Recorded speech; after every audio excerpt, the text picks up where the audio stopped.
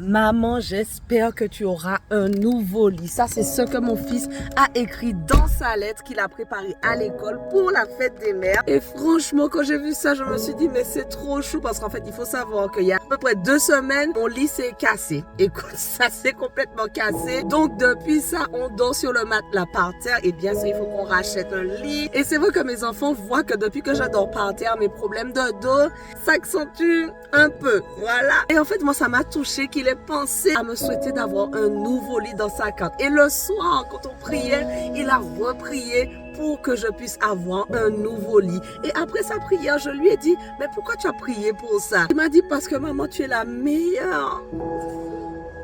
Waouh, waouh, waouh. Donc, quelle maman ne font pas devant ça, mais c'est pas fini. Parce qu'il me dit, parce que tu es la meilleure et que je veux que tu dormes mieux.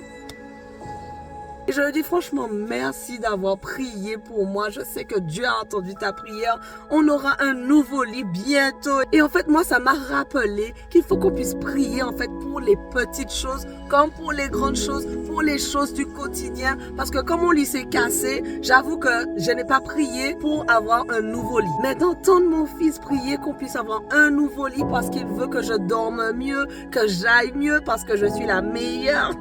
Donc je ne sais pas comment, mais je sais que j'aurai un nouveau lit bientôt. Et en fait, moi, je veux simplement t'encourager à prier pour toutes les situations de ta vie, au quotidien, les grands miracles que tu attends là, mais aussi les petites choses et puis être reconnaissant pour ce que tu as. Parfois, on a des choses, on ne réalise pas à quel point c'est une grâce comme d'avoir un lit où tu peux dormir, c'est une grâce. Mais comme on l'a tout le temps, on prend les choses pour acquises. On ne dit pas merci Seigneur parce que j'ai un lit sur lequel dormir. Il y en a qui n'ont pas de lit, il y en a qui dorment par terre toute leur vie. Soyons reconnaissants pour les grandes choses, mais aussi pour ces choses que Dieu fait dans nos vies quotidiennement. Après, si but ou quelque autre enseigne veut être l'instrument utilisé par Dieu pour exaucer la prière d'un enfant pour sa maman, un nouveau lit, je suis là.